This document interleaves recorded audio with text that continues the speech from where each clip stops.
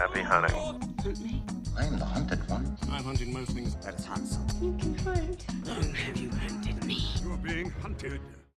Good afternoon. It's not even morning, like I'm well behind time today. It's nearly 2 o'clock. For the 24th of October 2018 is all the top 10 hunts from yesterday.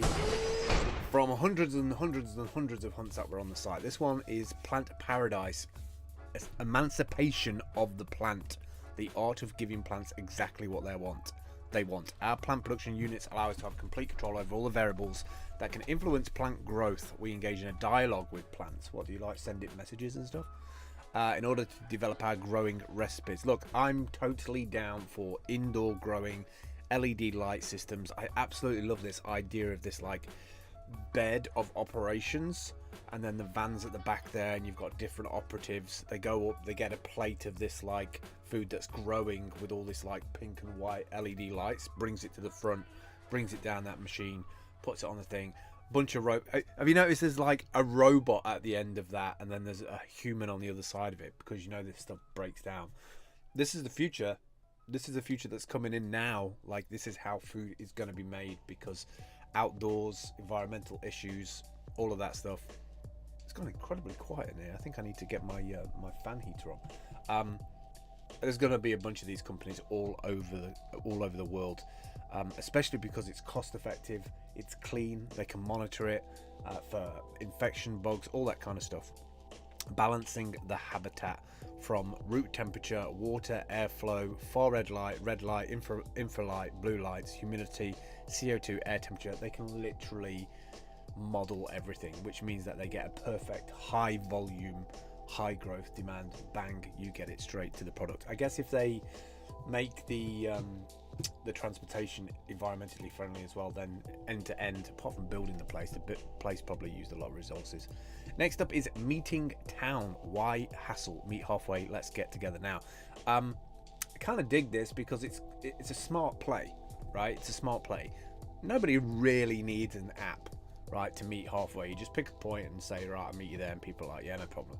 I haven't got friends that are so like, I want to be exactly halfway, otherwise I'm not meeting you. Like, I live 50 miles away, you have to meet me 7.5 miles from the destination. Although I will say, I've never tried this app yet, but I do like the idea behind it, and it's a smart move of like, oh, did you know there's like coffee shops around this area? So you can say, I'm meeting this person here, or I'm here, they're here, and what's around that area. It's a really smart like power move to provide data to a person. I'm not sure how they're going to make any money, but maybe they're not bothered about that. Robin Hood of life insurance. What a great title. Avra.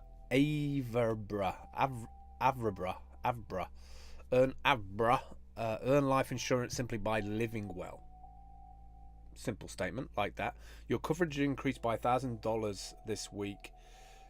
Your coverage increased by $500 for paying your credit card on time. Now, this is the reason why I brought this up. Is I truly believe this is the future of AI and the policies and the insurances that we take out on a yearly basis, mainly, or over a period of time, to do with our life insurance, to do with health insurance, to do with like car insurance. Everything we do is going to be stored in decentralized, shareable blockchains which feed into these things. And the more that we do in certain sections of society, if we're doing more exercise, then the insurance company is going to find out, and they're going to be like, oh, your fitness levels are good, your blood pressure low, we've reduced your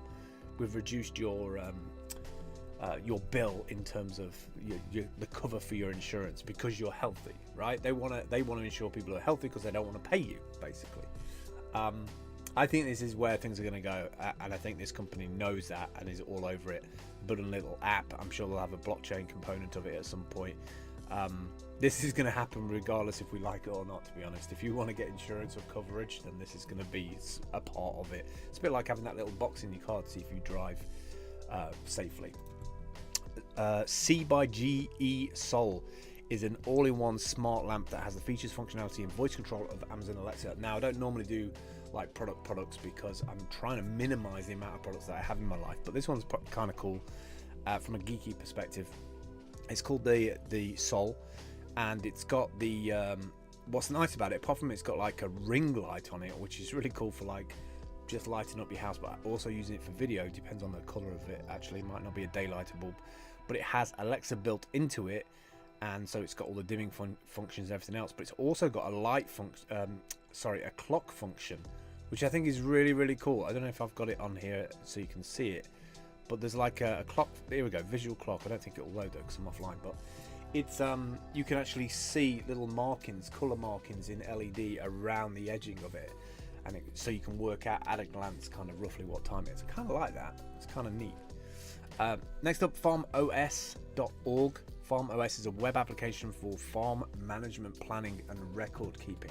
Super awesome. I've never even thought of like somebody coming out with just a operating system just for a farm, but it makes total sense, right? Built on Drupal. Jesus Christ, people are still building on Drupal, which makes it modular, extensible and secure. I'm not sure about all those three things. I tried Drupal back in the day and it was a nightmare. Both Drupal and FarmOS are licensed under the new general purpose license, so it's basically free and open source, and I presume it has a bunch of elements in there for maintaining your land. So there was a motivation by a Michael Stenter to build this out as part of his agricultural engineering program, and then eventually built out FarmOS, which is a whole operating system for running a farm. I mean, genius. That's going to be important in the years to come, let me tell you. As long as you can run it offline on your own personal home server, of course, which probably is going to be the only way to actually do anything eventually. Streamcom, the DA2 chassis. It's compact ITX case designed to strike a balance between size and compatibility, allowing for high performance components to fit comfortably in a small space. The only reason why I mentioned this one is one of my favorite video bloggers who does reviews on equipment and kit and cases just put this up, and what I really like about this case is two things actually. The first thing is it looks very much like the old school Mac Pro, which I really had an affinity for. I really love the design of the Mac Pro, and I was really sad to get rid of it, really annoyed that they didn't have an upgrade plan for that. And the second thing is that this uses like racks and rails to mount things. So I'm used to an ATX case having a certain layout with panels, and I've always found them really kind of awkward because you can't get into, struggling with a screwdriver and whatever. Whereas this has just got an X and Y to it. It's got like a racking system inside, which you can move the like connectors like X and Y. So you can pretty much have any combination you want inside of there. Fortunately, I haven't downloaded the graphics to be able to show you that, but go and check it out. It's a really cool, and the size of this as well, you could probably have two of these top to top and have one with a streaming rig and the bottom one is your gaming rig. Thin is next. I noticed that this site only loads on in America on American IP, so I had to change my VPN for this. Thin can save you 10+ hours per week. High quality executive and personal assistance available as a cloud service. I think this is such a smart little site. I'm definitely going to have a sit down with Dale about this, because I know this has been around for a while now, and it works really well. I mean, the fact that they've got like testimonials from these people, and they don't mind like getting other people to do like remote working. This kind of in demand, can you do this for me? Like, can you make me thumbnails? Can you do this? That's got a value to busy people, right? If you're super busy and you're on the road doing book tours, making video content, doing interviews, doing podcasts, you want to be able to like have all that stuff happening, like the audience development of it, while you're traveling around, while you're on planes and trains and buses, and being able to blast that out to a virtual PA, super useful. Last three today, Isotopes. If you've never heard of Isotope before, they probably make the best audio mastering suite in the world. There's probably other ones out there that are even more expensive than this, but from a hobbyist like PC, Mac, desktop environment, I would say Isotope is probably one of the best for mastering. It's incredibly detailed, incredibly complicated, but it is learnable. If you're willing to sit down and learn a little bit about audio engineering, I think you could really excel and create yourself a nice little residual income doing mastering, in fact. Last two, Stockio, free photos, vectors, icons, fonts and videos, thousands of files for personal and commercial use. No brainer, very similar to what we're trying to do with Nomad videos and Nomad pictures. There's loads of these around the web now for people who want assets, who can't afford assets, because those royalty free sites never end up being royalty free, do they? And the final one today, the Gladys project. I thought this was kind of interesting because I have a little bit of a slight addiction to Raspberry Pis.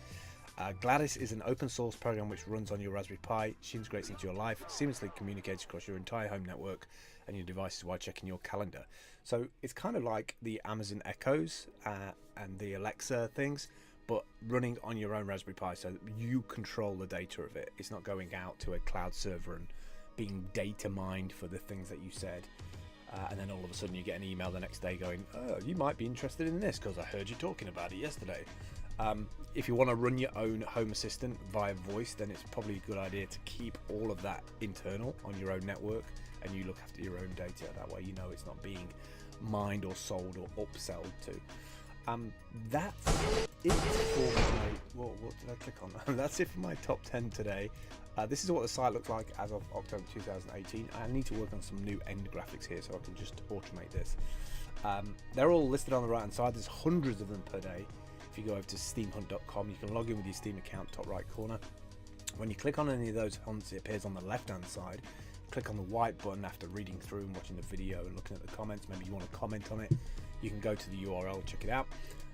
If you want to add your own, once you're logged into your Steam account, put in the title, subtitle, 1,000 characters of text, up to a 5 meg GIF, put in some tags at the bottom, hit publish, it goes to the Steam blockchain under your account, but it also goes onto the Steam Hunt website for a day where it potentially will get an upvote by the bid bot. That's it for me today. I will catch you tomorrow. Take care. Bye. Prepare the path of esteem. Smell of steam. Stomnassie, wat is een stomnassie? Stoommachine. Why shouldn't a guy let off a little steam? The steam